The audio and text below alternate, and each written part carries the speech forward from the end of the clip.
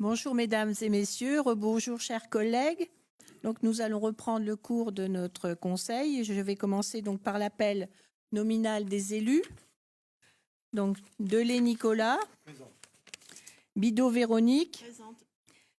Martin Pascal, Jonas Laurence, Morin Dominique, Bénédicte Lise, Guillaume Florian, présent. Martin Marie-Hélène. Alors, Le Fortier Agnès donne procuration à Madame Marie-Hélène Martin jusqu'à son arrivée.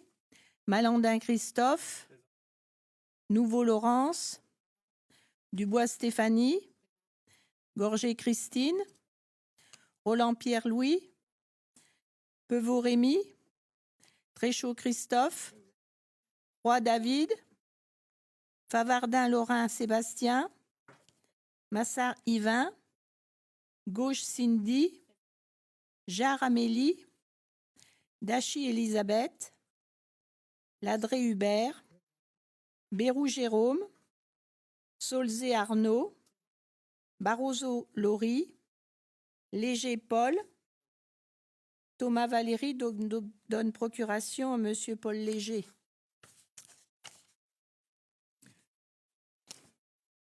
Donc je vous propose de désigner comme secrétaire de séance Monsieur Delay Nicolas, s'il accepte la mission. Merci Monsieur Delay.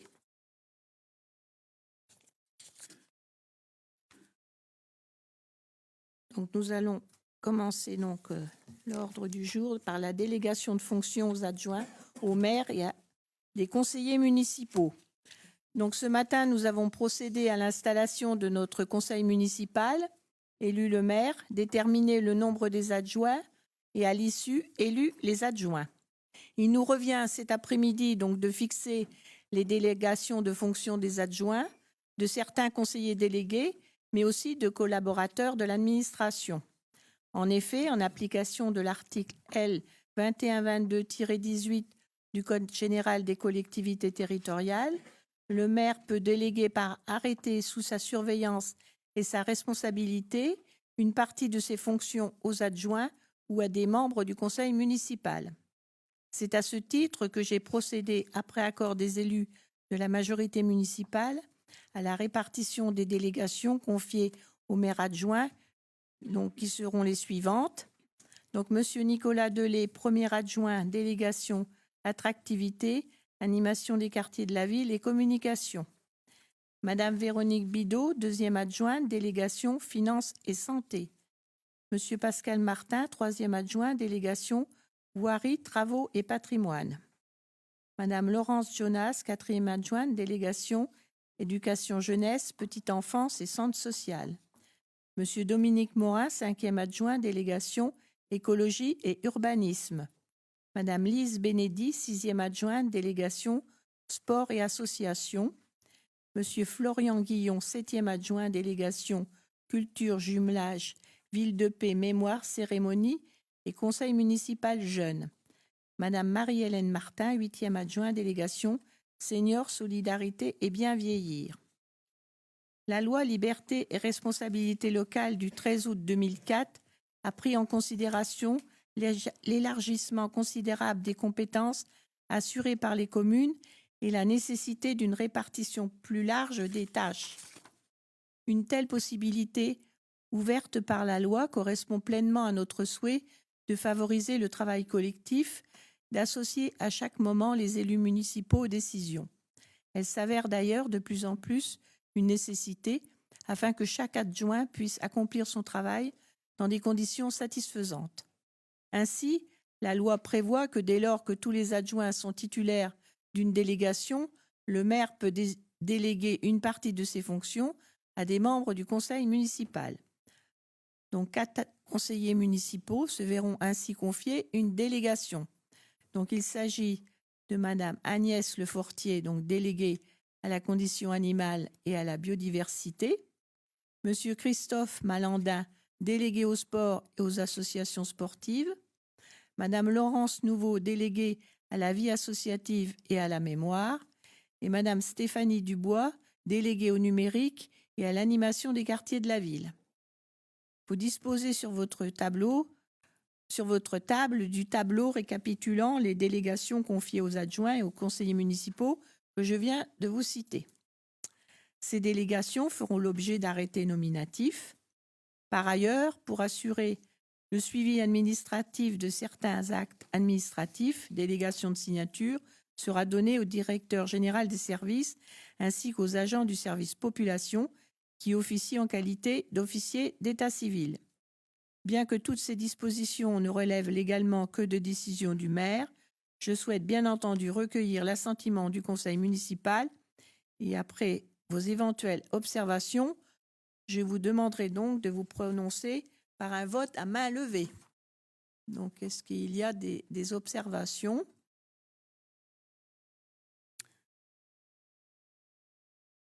Donc, par un vote à main levée, qui est pour donc la liste, la composition des différents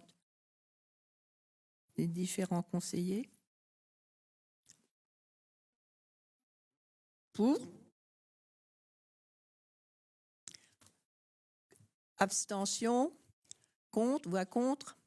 Donc adopté à l'unanimité.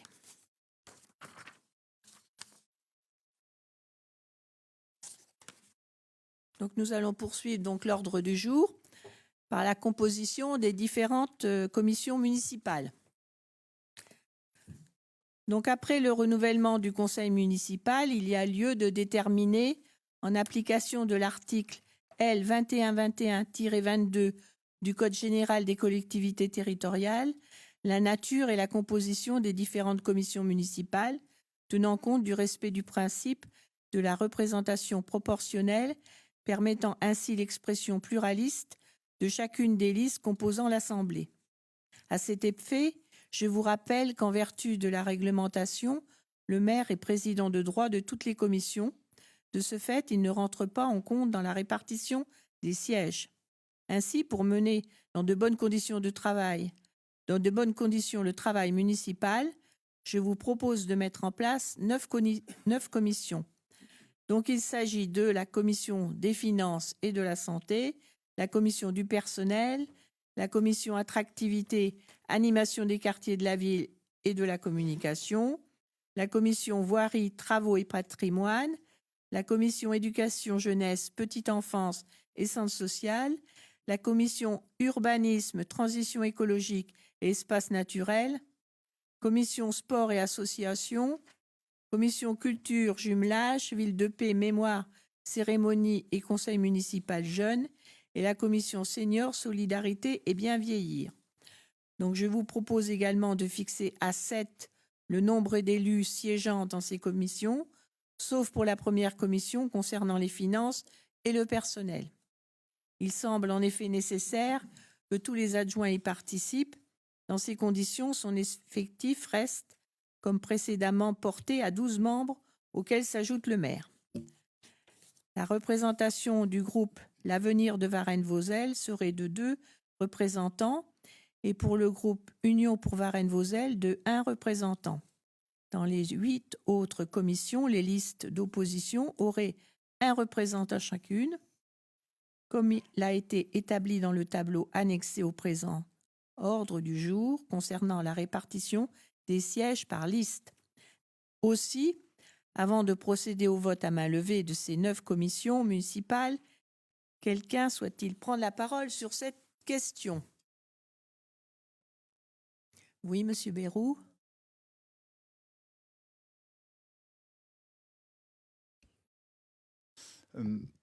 Peut-être une petite précision sur l'intitulé de la première commission, finance santé. S'il y avait, c'est pas 2 domaines qu'on a l'habitude de peut-être voir ensemble. Peut-être pourriez-vous nous éclairer sur l'indication que vous avez voulu mettre C'est parce que c'est le centre municipal de santé, donc le budget annexe lié au centre municipal de santé. D'accord. Ah oui.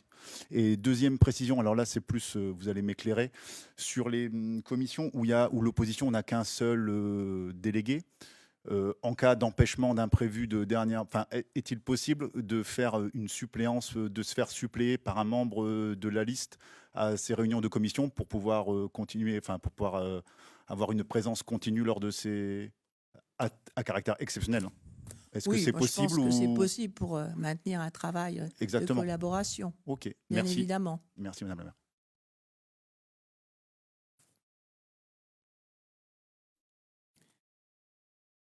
Donc, s'il n'y a plus de demande de parole, donc je vous demande donc à présent de vous prononcer donc sur le nombre d'élus devant composer les commissions, donc à savoir 12 élus plus le maire concernant la commission des finances et du personnel, et 7 élus plus le maire pour les 8 autres commissions.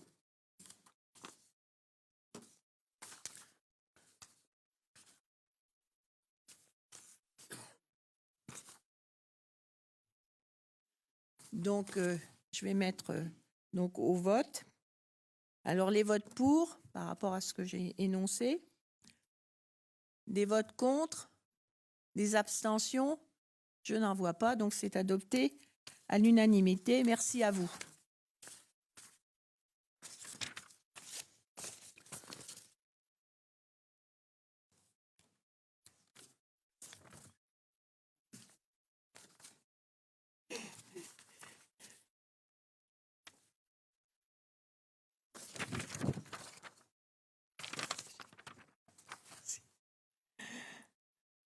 Donc, je vous propose également de fixer ensemble donc, la composition de chacune de ces commissions municipales. Donc, vous avez la liste qui est placée donc, sur votre table. Donc, il manque le nom des élus donc, des groupes d'opposition. Donc, je vous remercie de bien vouloir me les communiquer. Après, nous pourrons procéder au vote à main levée. Donc, vous avez tout l'ensemble des commissions. C'est bon, on a tout le monde? Donc, je peux procéder au vote. Merci beaucoup. Donc, excusez-moi, on a toutes les personnes, donc on peut procéder au vote à main levée par rapport à toutes les commissions pour lesquelles vous avez tout le détail des élus présents sur ces commissions. Donc, nous allons procéder au vote à main levée. Qui est pour? Qui est contre? Qui s'abstient? Donc, adopté à l'unanimité. Je vous remercie beaucoup.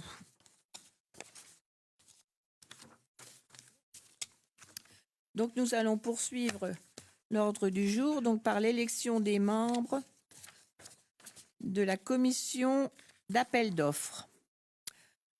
Donc, comme vous le savez, les marchés publics sont soumis à la législation du Code des marchés publics qui définit qu'au-delà d'un certain seuil de dépenses, les marchés sont conclus après appel d'offres. L'appel d'offres est la procédure par laquelle la personne publique choisit l'offre économiquement la plus avantageuse sur la base de critères déterminés au préalable et portés à la connaissance des candidats. Cela signifie que des mesures de publicité donc sont prises pour assurer une large information des entreprises qui doivent répondre au vu d'un cahier des charges. Le marché, après examen et avis de la commission d'appel d'offres, est donc attribué par le maire. Cette commission, conformément à l'article 22 du Code des marchés publics, est composée pour les communes de 3 500 habitants et plus du maire président et de 5 membres du conseil municipal élus au scrutin proportionnel au plus fort reste. Il en va de même concernant les 6 suppléants des membres titulaires à élire dans les mêmes conditions. Ainsi, cette élection à la représentation proportionnelle permet aux différentes composantes du conseil municipal d'être représentées à la commission d'appel d'offres. Par ailleurs, participe également aux réunions, mais sans voix délibérative, le comptable du Trésor, un représentant de la direction départementale de la concurrence, de la consommation et de la répression des fraudes, des techniciens municipaux, ainsi que, le cas échéant, du maître d'œuvre de l'opération. En cas d'empêchement d'un membre titulaire, c'est donc le suppléant qui siège à la commission. Il est donc impératif que chaque membre titulaire informe bien son suppléant et s'assure que celui-ci participe à sa place à la commission. Compte tenu de la représentation proportionnelle, la majorité municipale dispose de 4 sièges. La liste L'Avenir de Varennes-Vauzelles d'un siège et la liste Union pour Varennes-Vauzelles d'un siège également.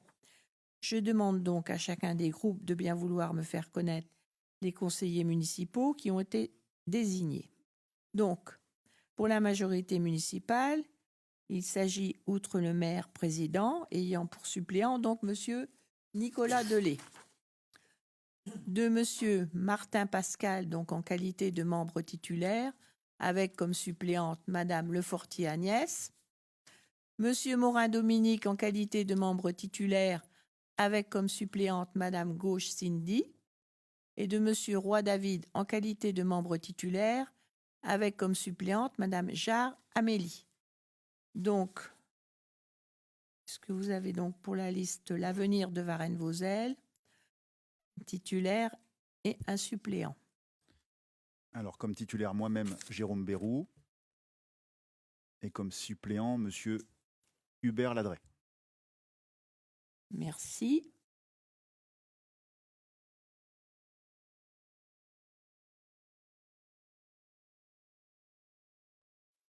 Et donc, pour la liste Union pour Varennes-Vauzelles,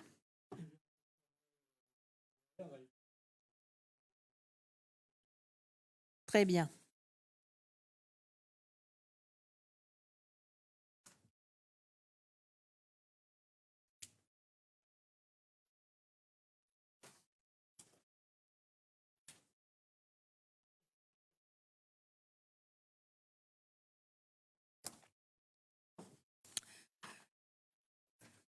Donc, afin d'assurer la représentation proportionnelle, il s'avère indispensable que le conseil municipal se prononce sur une seule liste, comportant donc tous les élus amenés à siéger à la commission d'appel d'offres. Donc, chacun d'entre vous dispose donc sur la table d'un bulletin de vote, donc à compléter avec les candidats. Donc, vous venez de m'indiquer sur la liste. Donc, une fois rempli, donc je vais vous proposer donc de procéder à un vote à bulletin secret afin de bien respecter la légalité de cette désignation. Et donc, je demanderai donc à Madame Marie-Hélène Martin et à Monsieur Florian Guillon de recueillir les votes des conseillers municipaux et, à l'issue, de procéder au dépouillement.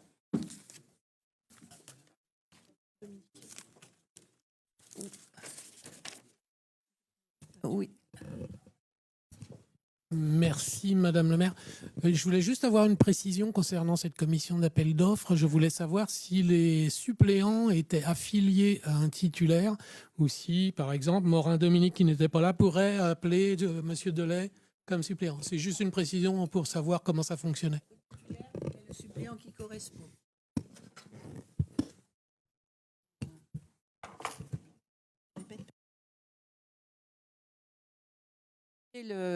Le suppléant, donc c'est fléché, hein.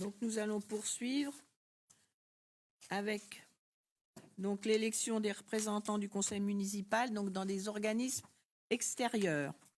Donc, nous allons commencer par le représentant du conseil municipal donc au CIEN.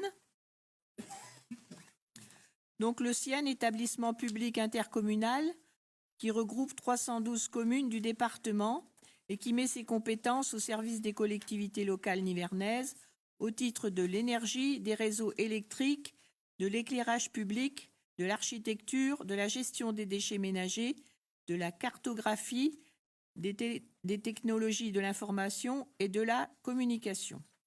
Donc la ville de Varennes-Vauzelles est membre du syndicat intercommunal d'énergie, d'équipement et de l'environnement de la Nièvre. Donc il lui appartient donc en application des dispositions des articles L 5211-7 et L 5212-7 du Code général des collectivités territoriales, donc de procéder à l'élection, au scrutin secret et à la majorité absolue de 2 délégués. C'est pourquoi, considérant que 2 délégués sont à élire, la représentation proportionnelle ne peut être appliquée. Aussi, la majorité municipale propose les candidatures de M. Martin Pascal et de M. Morin Dominique. Donc, y a-t-il d'autres candidatures?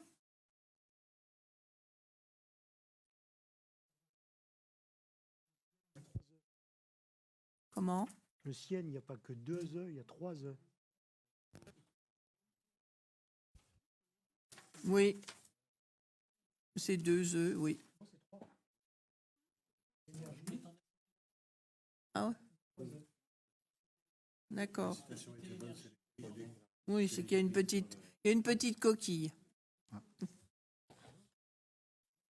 Donc, Madame la maire, pour bien comprendre, la Haussienne, la mairie de Varennes-Vauzelles a 2 sièges, c'est bien ça? Tout à fait. Donc, vous présentez deux candidats issus de la majorité. Oui. Donc, M. Martin Pascal et M. Morin Dominique. OK. Donc, donc y a-t-il d'autres candidatures? C'était ma question.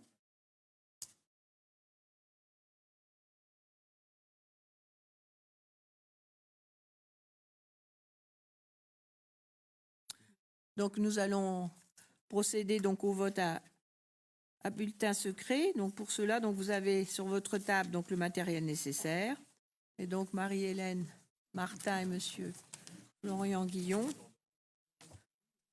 si vous voulez bien faire procéder au vote.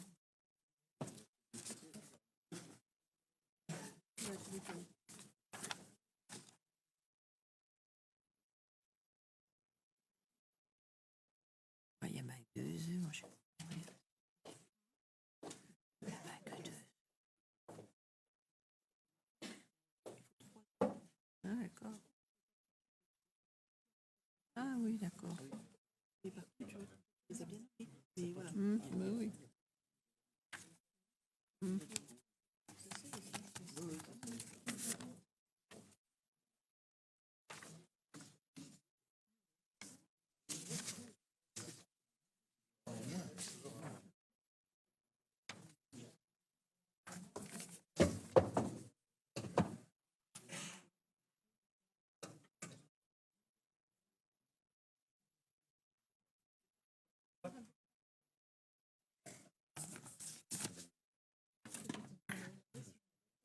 Ah ouais.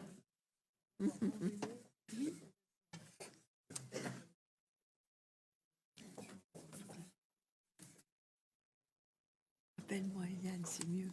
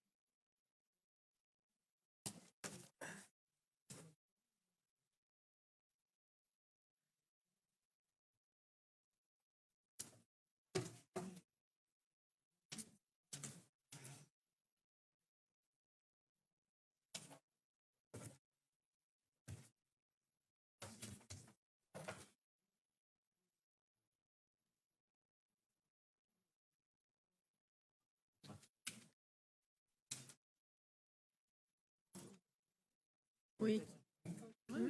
Liste complète. Liste complète. Liste complète. Liste complète. Pas de nom. Blanc. Liste complète. Liste complète.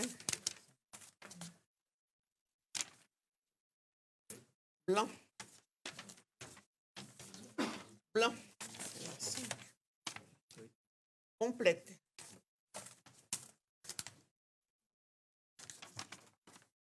Liste complète. Liste complète. Liste complète. Liste complète. Liste complète. Liste complète. Liste complète. Liste complète. Liste complète. Liste complète. Liste complète. Liste complète.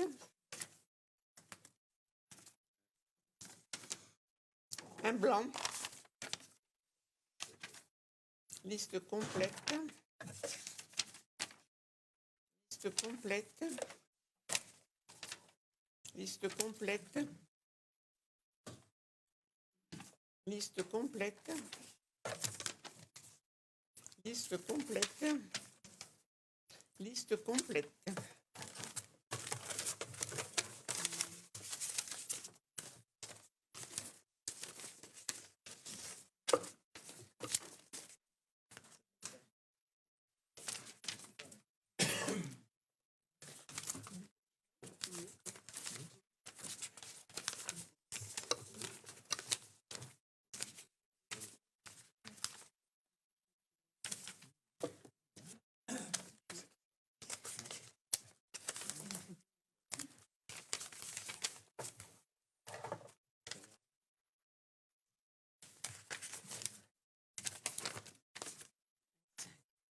C'est ça.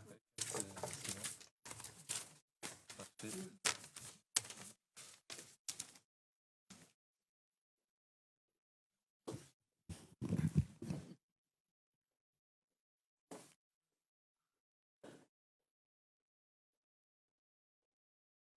Donc, les résultats du vote pour les membres haussiennes. Donc, le nombre de bulletins trouvés dans l'urne, 29. Bulletins blancs, 4. Donc, suffrage exprimé, 25. La majorité absolue à 15. Donc, Martin Pascal et Morin Dominique donc, ont obtenu 25 voix. Donc, la liste ayant obtenu la majorité absolue des suffrages, donc, est élue. Merci. Donc, nous allons poursuivre par les représentants de la collectivité au sein du conseil d'administration de la Cuisine des Saveurs. Par délibération en date du 10 juillet 2020, l'Assemblée avait nommé 4 représentants de la collectivité au sein du conseil d'administration de la Cuisine des Saveurs. Je vous propose donc de renouveler notre participation à cette instance et de procéder à l'élection à bulletin secret et à la majorité absolue de 2 membres titulaires et de 2 membres suppléants. Donc, pour ce faire, je vous propose la candidature en membre titulaire du conseil d'administration, Madame Jonas Laurence, maire adjoint, et Madame Nouveau-Laurence, conseillère déléguée. En membre suppléant du conseil d'administration, Madame Gorgé-Christine, conseillère municipale, et Madame Martin Marie-Hélène, maire adjoint. Y a-t-il d'autres candidatures? Madame la maire, Oui. petite remarque sur la participation au sein de ces établissements extérieurs aux siennes. Est-ce qu'il y a quelque chose qui vous oblige à mettre des candidats que de votre liste? J'entends pour le Sienne, vous avez complété avec des membres de votre liste de la majorité. Est-ce que par exemple, pour le CIMO, est-ce qu'on ne pourrait pas envisager d'ouvrir à l'opposition, par exemple en mettant un binôme de la majorité et un titulaire de l'opposition avec un suppléant de l'autre opposition, par exemple? Est-ce que cela est envisageable ou ça ne l'est pas pour vous? Je suis désolée, non, ce n'était pas prévu qu'on puisse mettre des membres de l'opposition dans la cuisine des saveurs. Merci pour votre réponse. Donc nous allons donc procéder au vote à bulletin secret. Donc Madame Martin et Monsieur Guillon, si vous voulez bien recueillir les votes.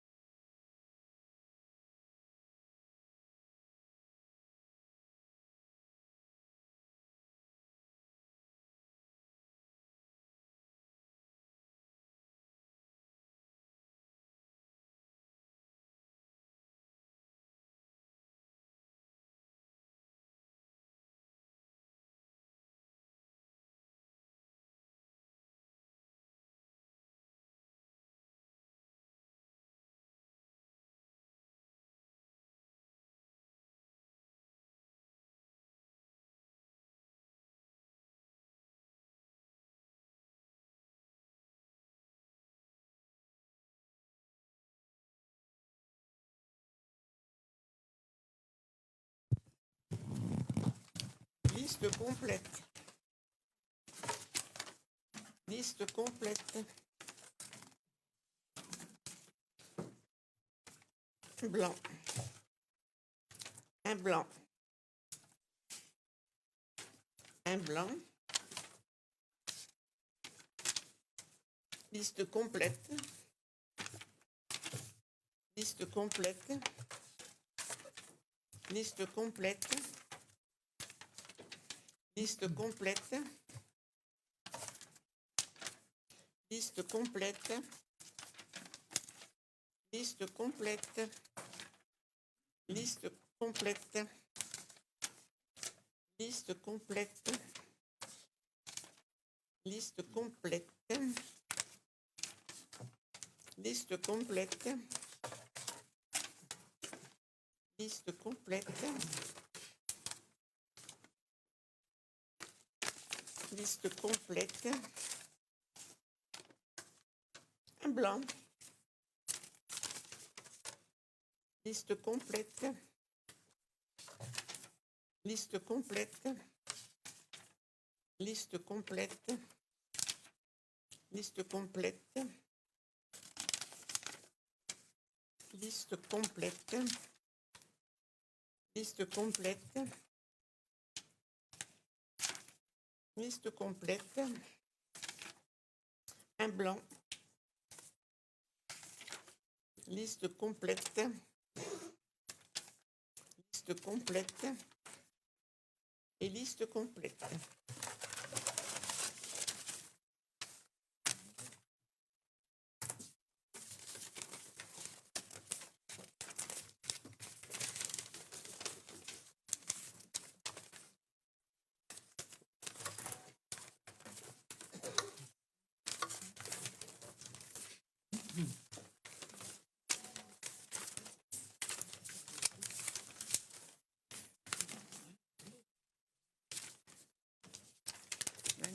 Ça fait 5 blancs.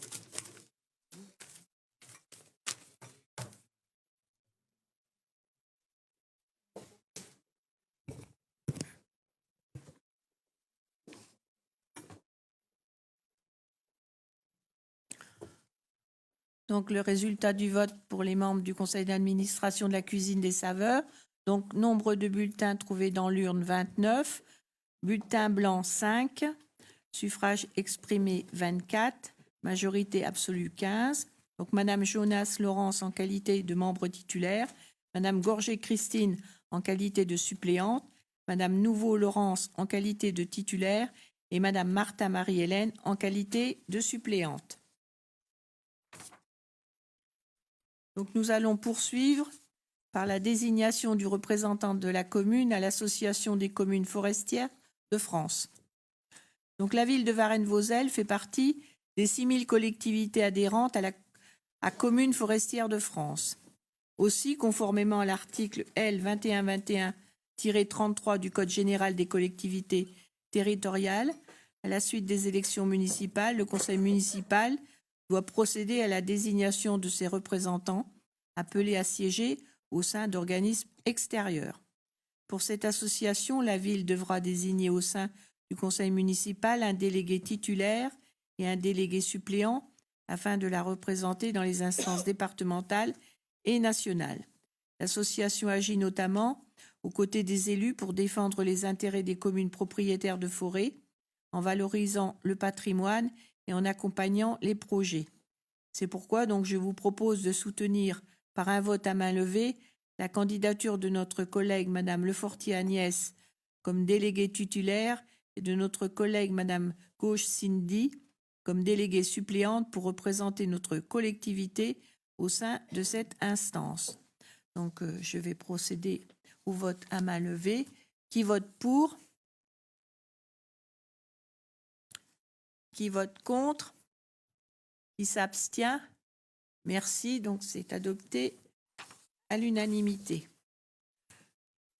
Donc nous allons poursuivre par la désignation d'un représentant du conseil municipal au poste de correspondant défense.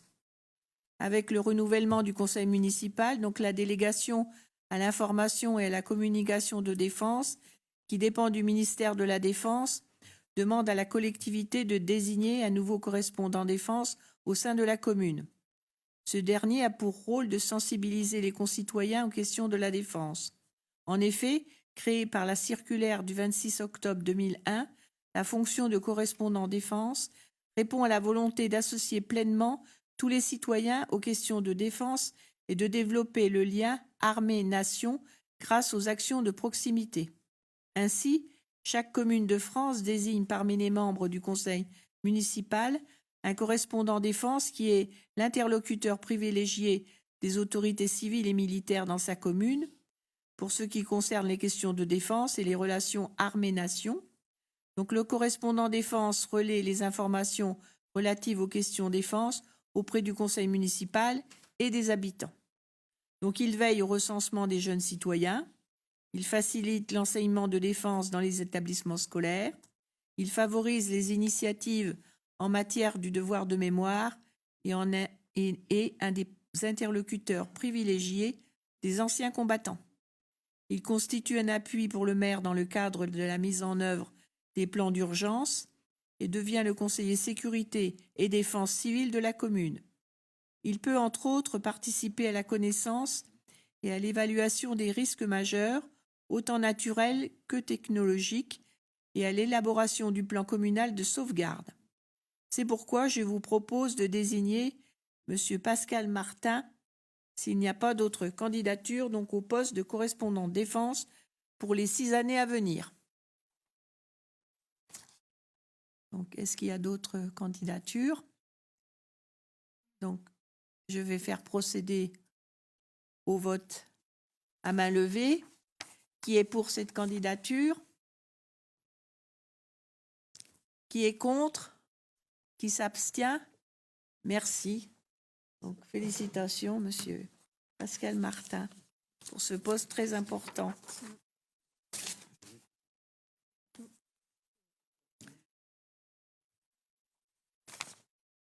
Nous allons donc poursuivre avec la délibération qui fixe le nombre des membres du conseil d'administration du Centre communal d'action sociale. Donc, le Centre communal d'action sociale anime une action générale de prévention et de développement social de la commune en liaison étroite avec les institutions publiques et privées. Il peut intervenir sous forme de prestations remboursables ou non remboursables.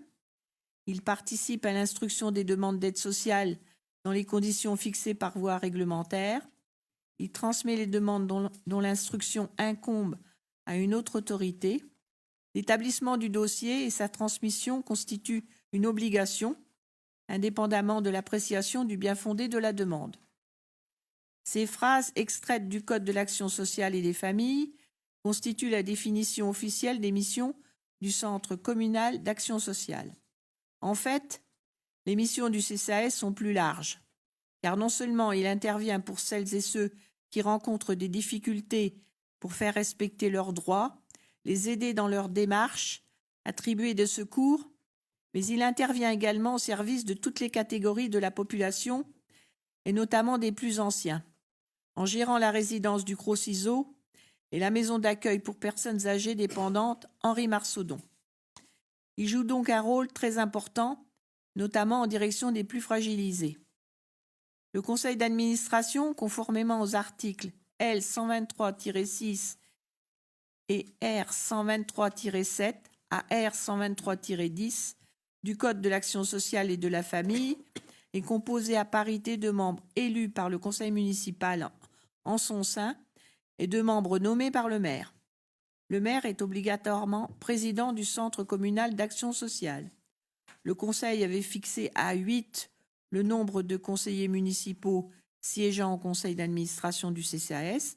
Donc, je vous propose, si vous en êtes d'accord, de maintenir cette représentativité, soit le maire, président de droit, et 7 élus municipaux. Y a-t-il des oppositions? Des votes contre? Je n'en vois pas. Merci à vous. Donc, on va donc procéder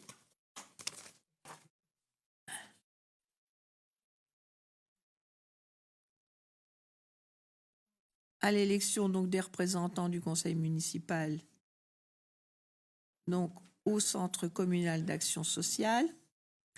Donc, le décret du 6 mai 1995 relatif aux centres communaux d'action sociale précise en son article 8 que les représentants du conseil municipal au conseil d'administration du CCAS sont élus au scrutin de liste à la représentation proportionnelle, au plus fort reste, sans panachage ni vote préférentiel.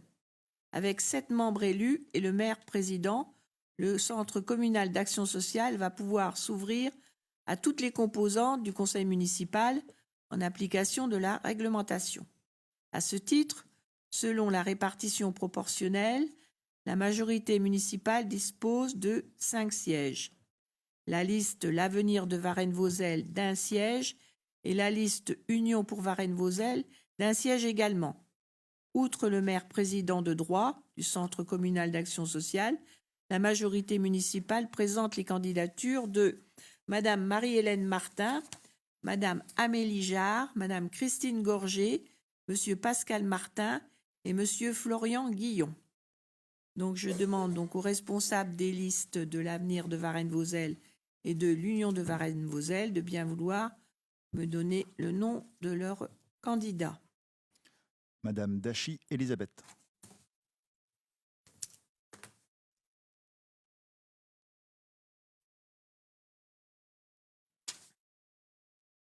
Allez, pour nous, ce sera Valérie Thomas. Merci.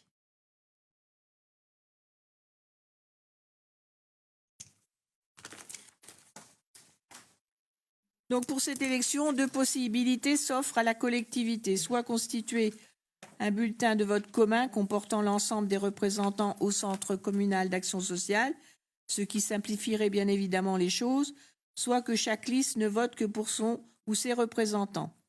Donc merci de me donner d'ores et déjà votre point de vue.